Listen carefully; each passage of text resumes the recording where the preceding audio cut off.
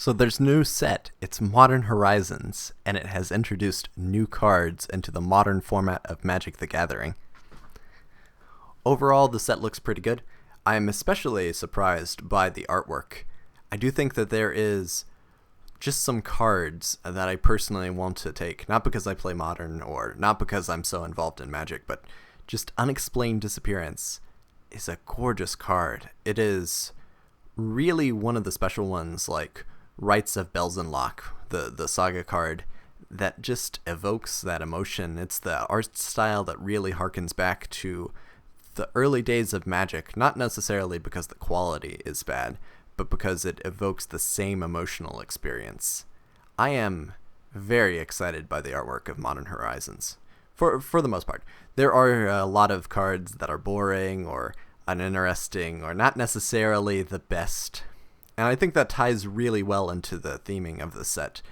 There is an over-reliance on draft, in my opinion, that this is supposed to be a format that isn't played. It's not just a reprint set or a set to bring new life into the modern format. It's a living product where people are supposed to interact, and I think that is one of the weaker points of it. The necessity to balance it and just the structure. Like, one of the aspects that really bugs me is that the sword cycle is being continued, but there's only 2 entries into the sword cycle. So you have 2 of the enemy land color swords now.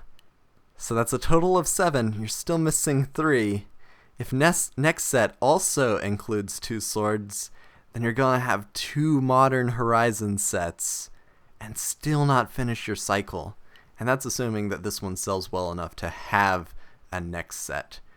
It's just scary because I like the sword cycle. In fact, I like a lot of cycles, and incomplete cycles bug me on a personal level. It's not OCD, it's not OCPD.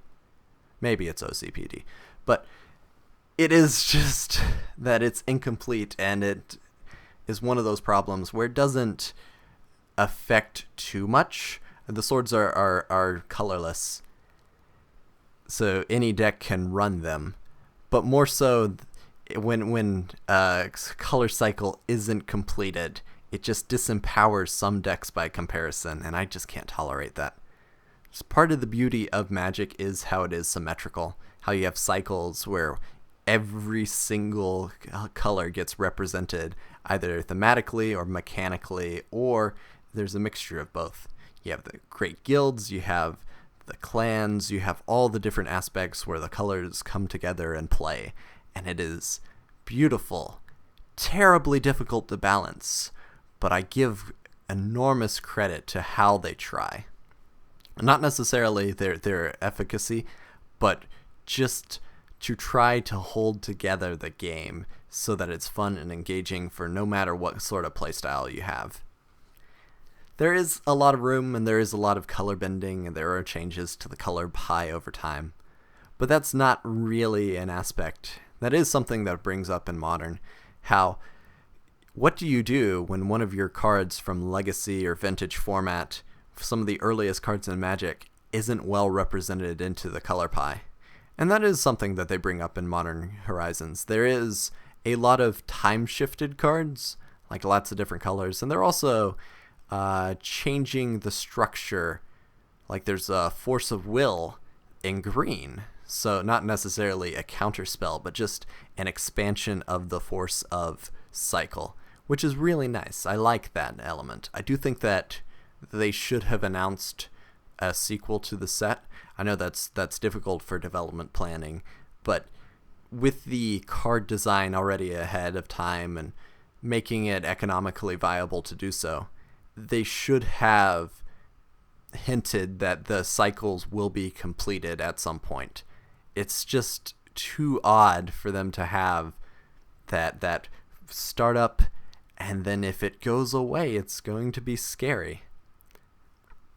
I do think that this is one of the situations where value isn't necessarily in the packs, that there might need to be better cards in order to actually impact the modern format. There are a couple commander staples, and that is beneficial, but the EV of the boxes might be a situation where it's depressing the ability for the product to be moved by the sellers. And that's just an issue, especially since they shifted to Amazon. I do think that local game store owners need to sell the product and buy an appropriate amount of the product, and that's just something that's too big of a gamble with the modern sets. It's going to be a struggle, but I do hope that there is a sequel to Modern Horizons, not necessarily for Draft. I do think that looking at the Draft environment will be really interesting, especially watching as it develops. Lots of different disparate themes. Land disruption, but not your land, not your opponent's land disruption. Really interesting. I don't think that land disruption is something that should be in the game. But cycling your own lands into the graveyard, I think that's manageable. This is probably going to empower certain archetypes within Modern, and we might see big shift. We did see more printing of Storm among all the other mechanics on the Storm scale. It is scary to think that this set exists, but it's a lot less scary to think that it exists in its own format. I do think that it's a beneficial idea to not have to cycle through Standard. That so many cards in Standard get warped by the necessity that it one day will be in Modern and Legacy and Vintage.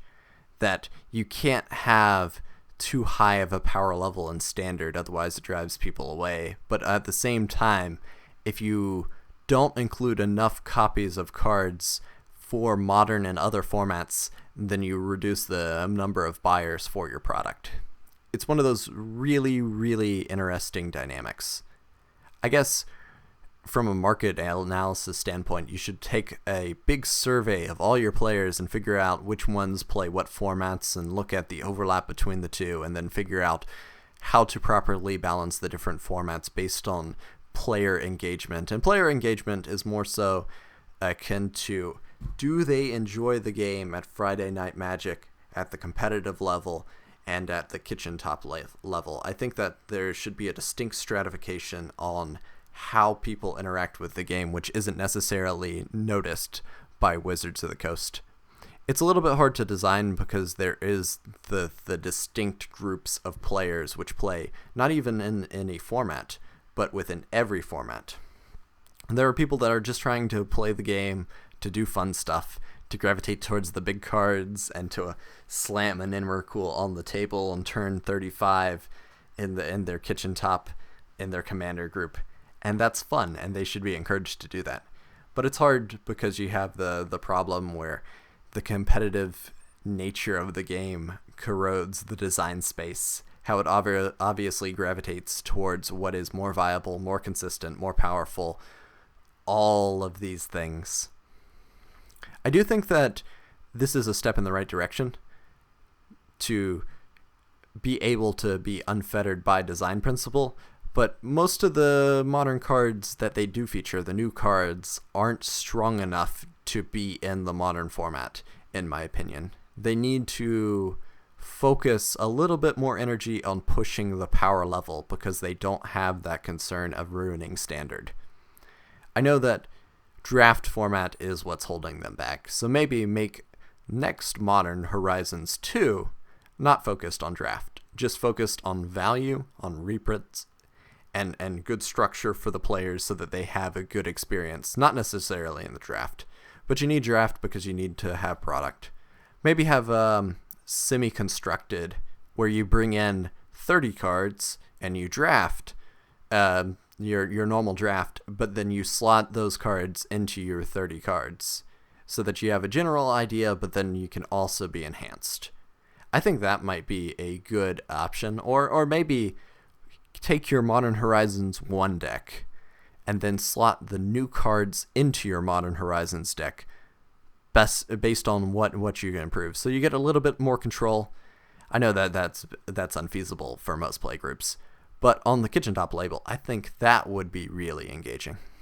I would like to see this process mimicked in Hearthstone, because there is a growing divide between the Standard and the Wild group in Hearthstone.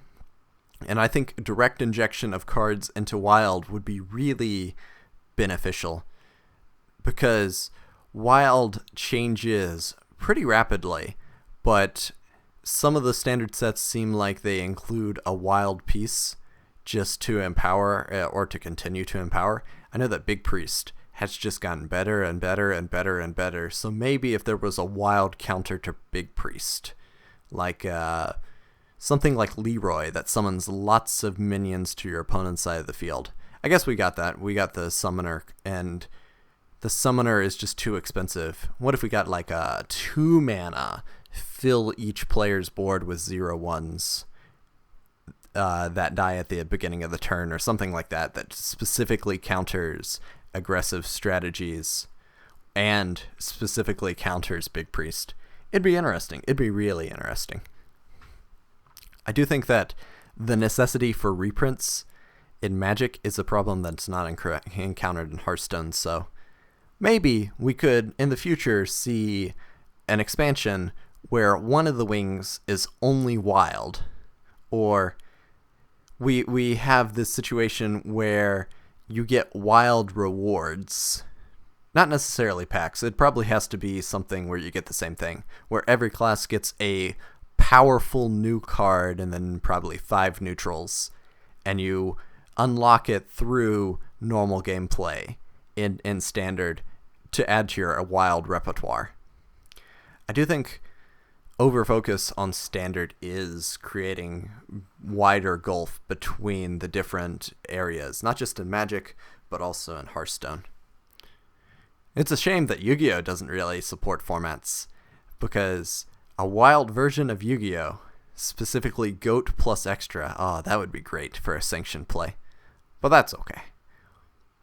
Till then, I'm looking forward to Modern Horizons 2, so we can finally finish the Sword cycle.